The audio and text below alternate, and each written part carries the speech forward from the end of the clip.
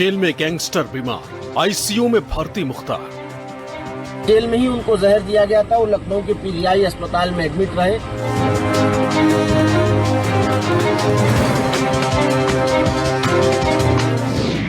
Slow poison या इल्जाम, खतरे में है बाहुबली की जान। जेल में उनको कोई ऐसा विषाक्त खाना दिया गया जिसमें जहरीला पदार्थ मिलाया गया था।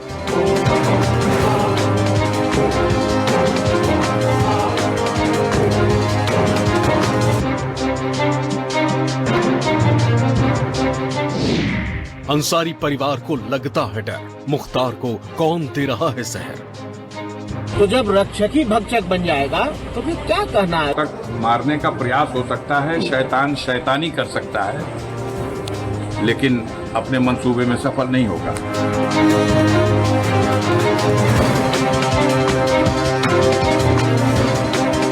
मुख्तार अंसारी, जिसके नाम के 4 दशक तक न सिर्फ उत्तर प्रदेश बल्कि पूरे देश में दहशत थी, उसी मुख्तार अंसारी को अब जेल में जान का डर सताने लगा। जी हां, आपने ठीक सुना। बांदा जेल में बंद पूर्वांचल के माफिया डॉन मुख्तार अंसारी को जेल में ही अपनी जान के खतरे का डर सताने लगा।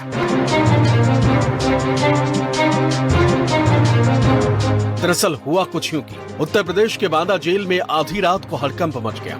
जिले के प्रशासनिक अधिकारी के हाथ पांव उस वक्त फूल गए जब माफिया डॉन मुख्तार अंसारी की अचानक से तबीयत खराब हो गई।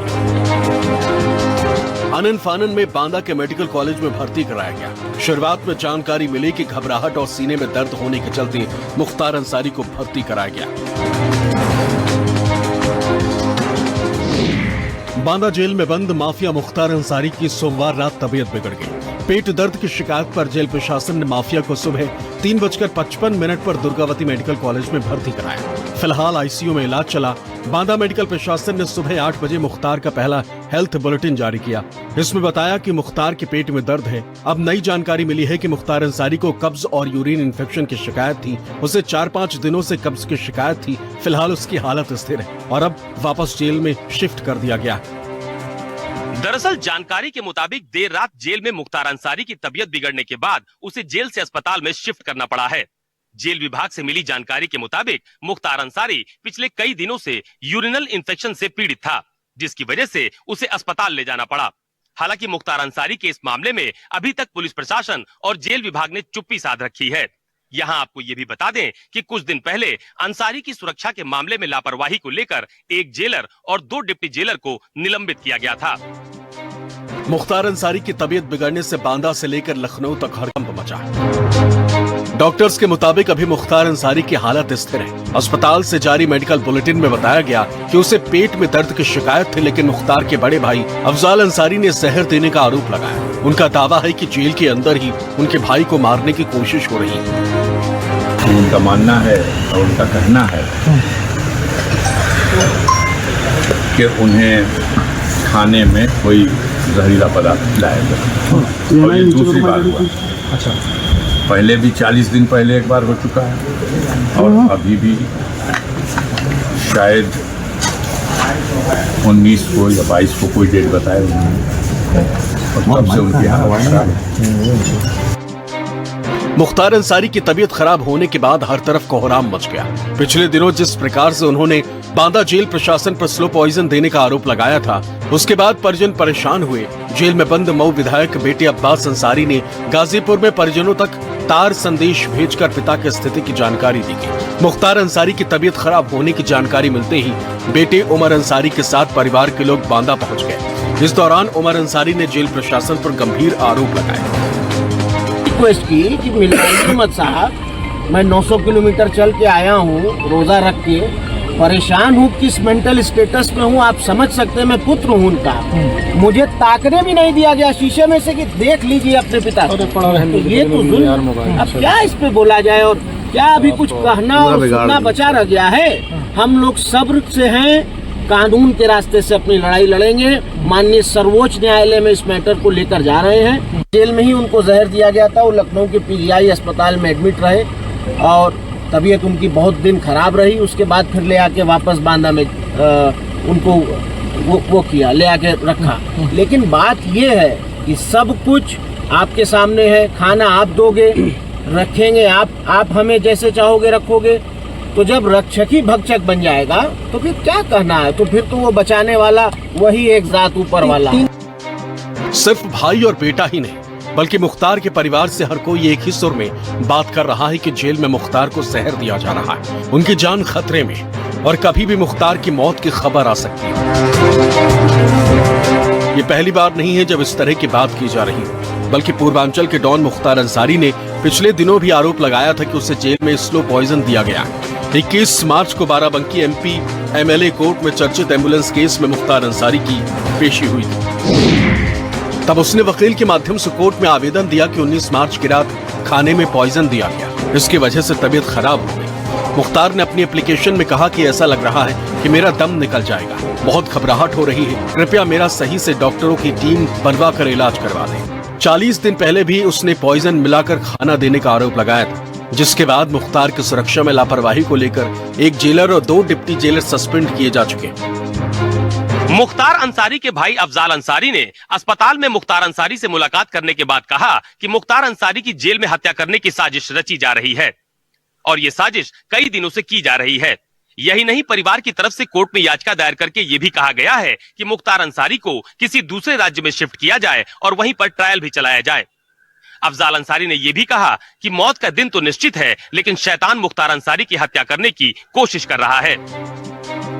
मुख्तार का छोटा बेटा उमर अंसारी भी अपने पिता से मिलने बांदा पहुंचा, लेकिन उससे पहले उसने सोशल मीडिया पर पोस्ट कर सबसे अपने पिता के लिए दुआ करने की अपील की। ये पहला मौका नहीं है जब मुख्तार का परिवार इस तरह के आरोप लगा रहा है, बल्कि इससे पहले भी कई बार मुख्तार का परिवार गंभीर जहर देने वाले आरोप लगाता रहा। अफजाल अंसारी ने मुख्तार अंसारी के खाने में जहर दिए जाने की शिकायत के बाद कहा कि कई दिनों से मुख्तार अंसारी की हत्या की साजिश रची जा रही है। मौत का एक दिन निश्चित है, लेकिन शैतान कोशिश तो कर सकता है। जो वर्चुअल पेशी पे वो आते थे कोर्ट के, उस पे भी पिछले 2-3 दिनों से तो नहीं आ सके। उनके जगह पे जब जेलर खड़ा हो रहा है तो वो कहता है कि नहीं वो अस्वस्थ है इसलिए नहीं आ रहे हैं। इस बीच में हम लोग जानते हैं कि काफी दिनों से उनके हत्या करने का साजिश रची जा रही है और उनके बेटे मुख्तार अंसारी की ओर से उमर अंसारी की ओर से माननीय सर्वोच्च न्यायालय में ये याचिका दायर की गई है कि उनके सारे मामले और उनको उत्तर प्रदेश के बाहर कहीं दूसरी स्टेट में शिफ्ट करके वहां ट्रायल करा लिया जाए और वहां उन्हें रखा जाए जुडिशियल कस्टडी में। जेल में बंद मुख्तार के खिलाफ लगातार कार्रवाई चल रही। मुख्तार पर चल रहे केसों की सुनवाई को पिछले कुछ दिनों में तेज किया गया। मुख्तार अंसारी साल 2005 से ही जेल में बंद है। उस पर कुल 65 केस दर्ज हैं। हालांकि 1.5 साल में उसे 8 मामलों में सजा हो चुकी है। इसी कारण वो पिछला विधानसभा चुनाव नहीं लड़ पाया, लेकिन उसके खिलाफ जहर की साजिश ने इस मामले को नई हवा दे दी। फिलहाल मुख्तार की हालत में बहुत सुधार है और उसे वापस अस्पताल से जेल में शिफ्ट कर दिया गया है। तो मुख्तार के अपराध नामा को अगर हम देखें तो 17 महीनों में 8 मामलों में मुख्तार अंसारी को सजा दी जा चुकी है। सिलसिलेवार तरीके से वो सभी 8 केसेस आपको दिखाते हैं। सबसे पहले 21 सितंबर 2022 को जेलर को धमकी देने के मामले में मुख्तार को 7 साल की सजा सुनाई दी गई। इसके बाद दूसरा फैसला आया 23 सितंबर 2022 को। मामला था गैंगस्टर एक्ट का और इस मामले में मुख्तार को 2 साल की सजा दी गई। इसके बाद 15 सितंबर 2022 को गैंगस्टर एक्ट के एक और मामले में 10 साल की सजा मुख्तार अंसारी को कोर्ट की तरफ से दी गई। 25 फरवरी 2023 को आर्म्स एक्ट में 10 साल की सजा मुख्तार अंसारी को हो चुकी है। यह चौथा मामला था। इसके बाद 29 अप्रैल 2023 को कृष्णानंद राय हत्याकांड मामले में मुख्तार अंसारी को 10 साल की सजा हो चुकी है। 5 जून 2023 को अवधेश राय हत्याकांड मामले में उम्र कैद की सजा मुख्तार अंसारी को दी गई। 15 दिसंबर 2023 को बम से उड़ाने की धमकी वाले मामले में 5 साल की सजा मुख्तार अंसारी को दी गई है।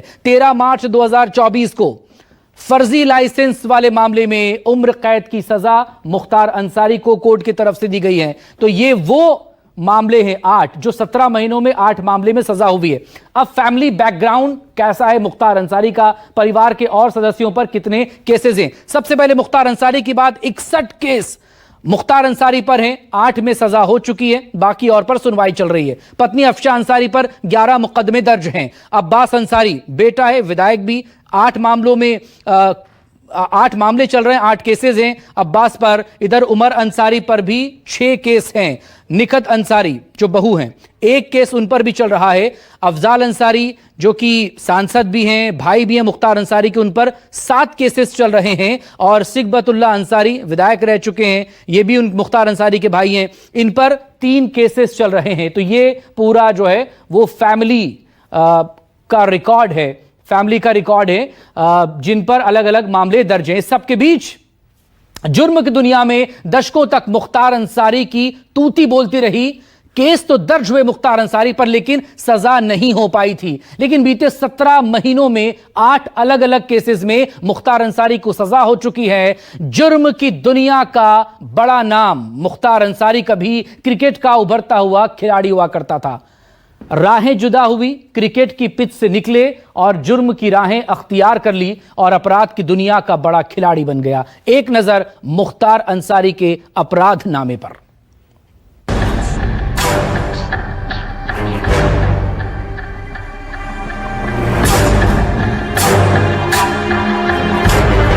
पूर्वांचल ने ही सबसे पहले गुनाहों से राजनीति की दुनिया में एंट्री का रास्ता दिखाया।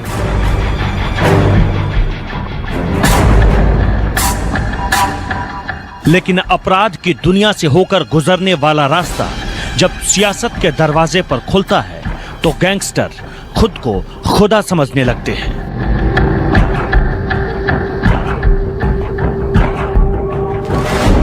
मुख्तार भी शायद यही सोचता था। इसलिए जब भी अदालतों में उसके गुनाह का हिसाब किताब होता तो वो पेशी के दौरान किसी गैंगस्टर से ज्यादा बाहुबली नेता की भूमिका में नजर आता था।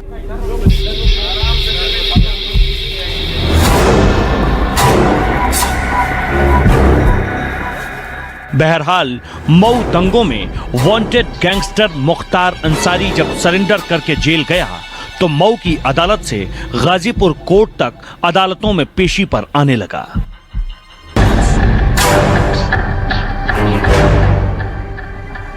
मुख्तार अंसारी को क्रिकेट बहुत पसंद था और कृष्णानंद राय क्रिकेट से जुड़े एक कार्यक्रम में शामिल होने के लिए 29 नवंबर 2005 को घर से निकले।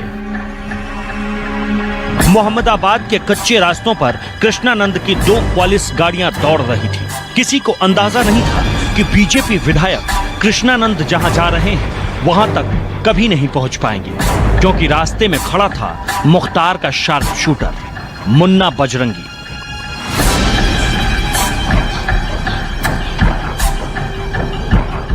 उसरी चट्टी में जिस जगह मुख्तार पर कृष्णानंद के लोगों ने गोलियां चलाई, उस जगह से करीब 20 किलोमीटर दूर कृष्णानंद राय को मुन्ना बजरंगी ने घेर लिया।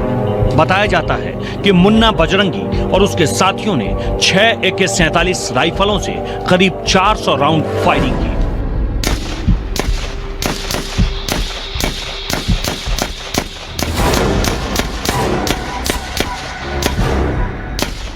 पोस्टमार्टम के दौरान बीजेपी विधायक कृष्णानंद और उनके 6 साथियों से शरीर से 67 गोलियां बरामद हुई थी। पूर्वांचल के गैंगवार में हत्याएं तो बहुत हुई, लेकिन जिस तरह विधायक कृष्णानंद को मारा गया, उसने मुख्तार के शूटर मुन्ना बजरंगी का खौफ पूरे यूपी में फैला दिया। इस हत्याकांड के बाद शूटर मुन्ना बजरंगी के लिए पूर्वांचल में रहना मुश्किल हो गया। वो 7 लाख रुपए का इनामी और यूपी का मोस्ट वांटेड बन चुका था। पुलिस उसे दिन रात तलाश रही थी। वो यूपी, बिहार और दिल्ली में छिपकर रहने लगा, लेकिन उसे शरण मुंबई में मिली। करीब 2 साल तक यूपी एसटीएफ और दिल्ली पुलिस लगातार उसका सुराग लगाती रही। 2009 में दिल्ली पुलिस की स्पेशल टीम ने उसे मुंबई से गिरफ्तार कर लिया। बाद में उसे यूपी पुलिस को सौंप दिया गया।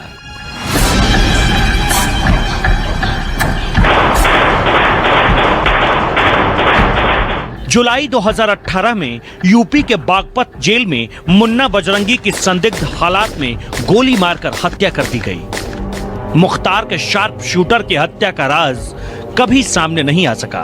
दुर्दांत मुन्ना बजरंगी का सफर तो खत्म हो गया, लेकिन मुख्तार का राजनीतिक सफर और जेल में बैठकर नेटवर्क चलाने का आरोप बरकरार रहा। रियल एस्टेट बिजनेस यानी प्रॉपर्टी का व्यापार बाहुबलियों को बहुत सूट करता है। विवादित जमीनों पर कब्जा करना, उस पर इमारतें बनवाना और फिर कौड़ियों की जमीन को करोड़ों में बेचना। इसके अलावा मछली का कारोबार, कोयले के ठेके, सुपारी किलिंग समेत तमाम तरह के गुनाहों में मुख्तार का गैंग शामिल रहा।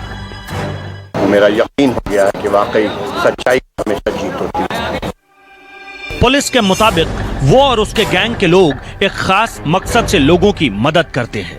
वो इलाके में सिर्फ ऐसे लोगों की मदद करते हैं जो उनके समर्थक हैं या फिर उसकी गलत चीजों का विरोध करने की हिम्मत नहीं रखते। पुलिस सूत्रों के मुताबिक मुख्तार को जब भी फरारी काटनी होती थी वो पंजाब चला जाता था, इसलिए पंजाब में भी माफियाओं से संपर्क करके अपना नेटवर्क तैयार कर लिया था।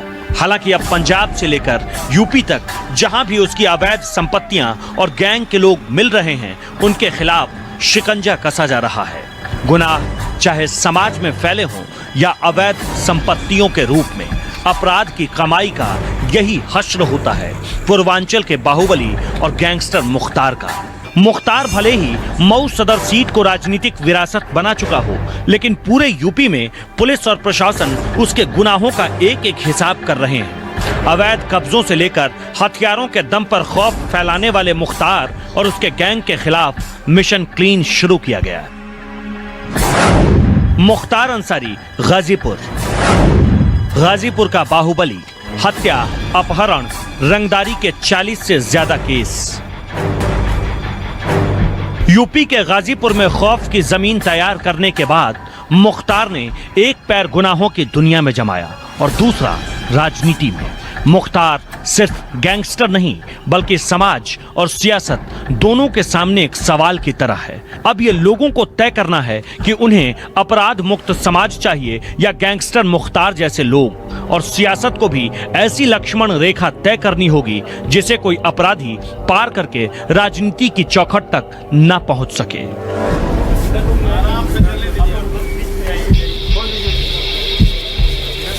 माफिया मुख्तार अंसारी ने पूर्वांचल में गैंगस्टर और अपराध का बेखौफ इतिहास लिखा है, लेकिन जब कानून का राज स्थापित करना होता है तो किसी भी अपराधी का पद और कद नहीं देखा जाता। कुछ ऐसा ही आज मुख्तार के साथ हो रहा है। हम उम्मीद करते हैं कि यूपी समेत देश के तमाम सारे राज्यों में अपराधियों का खौफ समाप्त हो, क्योंकि अपराधी बेखौफ रहेंगे तो आम आदमी बेखौफ होकर राहत की सांस नहीं ले पाएगा। समाज को अगर इन अपराधियों से आजादी दिलानी है तो सत्ता और सिस्टम को वही करना चाहिए जो राजधर्म हो। अशोक तिवारी, न्यूज़ 24, लखनऊ।